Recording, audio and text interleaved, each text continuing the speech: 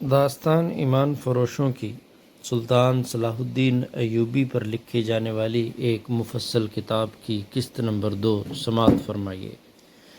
ان کی نظر میں سلطان ایوبی طفل مکتب تھا، لیکن جب اس نے ان سے سامنا کیا اور ان کی باتیں سنی تو احتجاج سرد پڑا۔ مورخ لین پول کے مطابق سلطان ایوبی سخت تھا، ڈسپلن میں انتہائی مضبوط اور عیش کا دشمن۔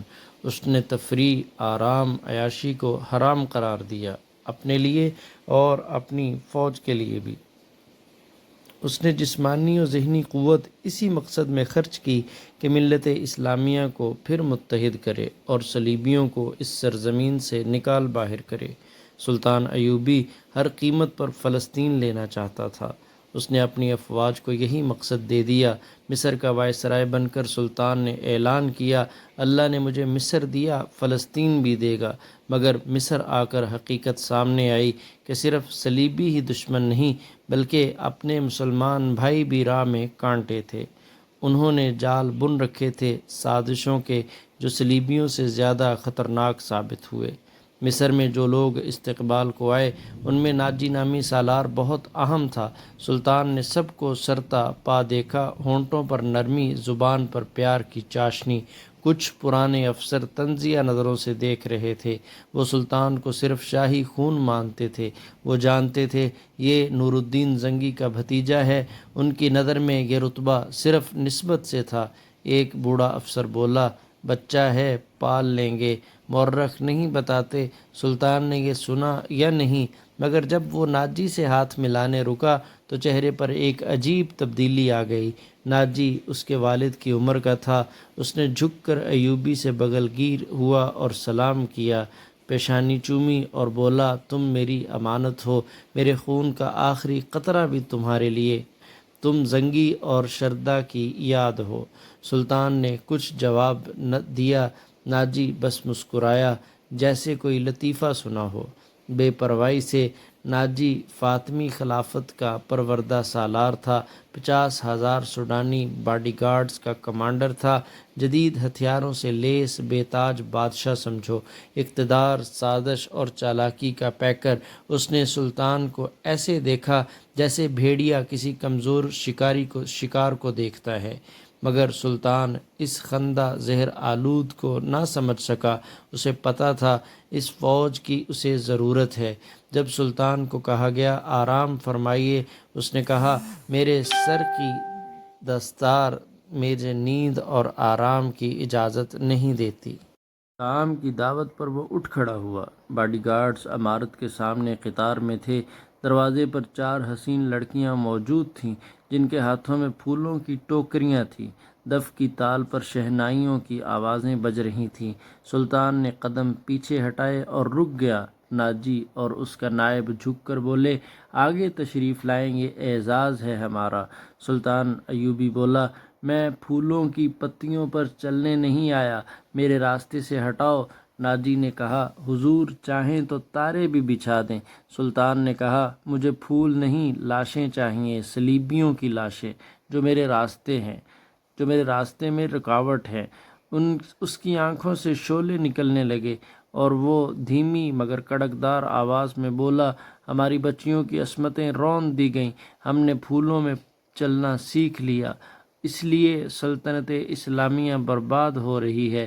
یہ لڑکیاں ہٹاؤ، یہ منظر میری روح چیرے گا، ایسا نہ ہو میری تلوار ان زلفوں میں الجھ جائے۔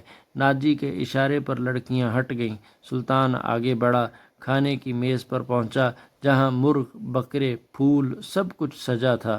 رک کر پوچھا، کیا مصر کا ہر شہری ایسا کھانا کھاتا ہے؟ نائب نے کہا، ہرگز نہیں، یہ تو غریب خواب میں بھی نہیں سوچ سکتے۔ سلطان نے سب ملازمین سپاہیوں کو بلایا، کھانا ان کے سامنے رکھ دیا، خود روٹی پر چند بوٹیاں رکھ کر کھا لیں، پانی پیا اور ناجی کو ساتھ لے کر دفتر کی طرف روانہ ہو گیا۔ 2 گھنٹے بعد ناجی دفتر سے نکلا، اپنے گھوڑے پر سوار ہوا، دوڑ پڑا۔ رات کو ناجی اور 2 کمانڈر بیٹھے شراب پی رہے تھے، باتیں شروع ہو گئیں۔ ناجی بولا، جوانی کا جوش ہے، جلد ہی ٹھنڈا کر دوں گا۔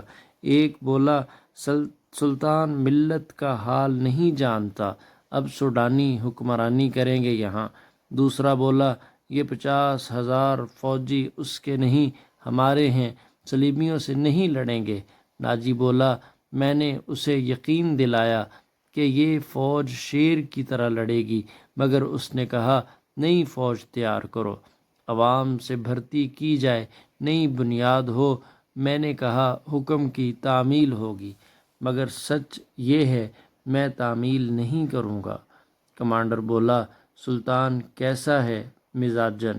ناجی بولا، ضد کا پکا لگتا ہے، مگر میں اس کا نشہ نہیں اترنے دوں گا۔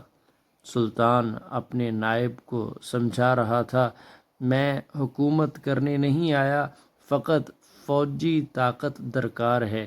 اسلامی پرچم کے لیے ہر شخص کو فوج میں آنے کا حق ہے اور ہر سپاہی مال غنیمت کا حقدار ہے، یہی عوامی خوشحالی کی بنیاد ہے۔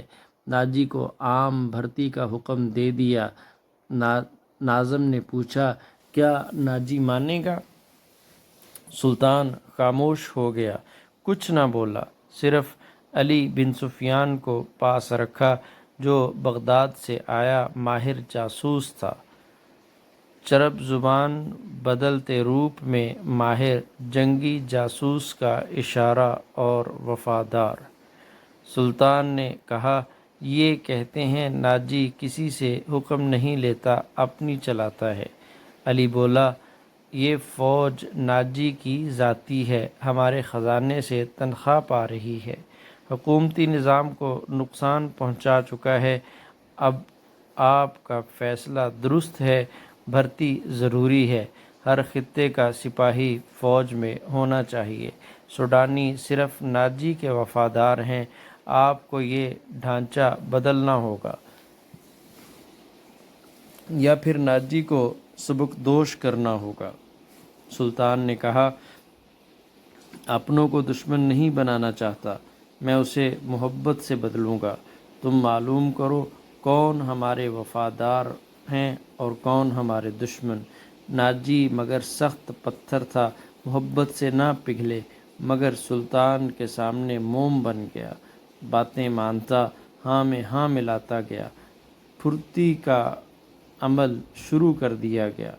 اگرچہ وہ دل سے رضامند نہ تھا، سلطان کو وہ کچھ پسند آنے لگا۔ ناجی نے دعوت دی، جشن منانا چاہا، مگر سلطان نے مصروفیت کا بہانہ کر کے ٹال دیا۔ در حقیقت وہ سلطان صلاح الدین ایوبی کو اپنے جال میں پھنسانے کے چکر میں تھے۔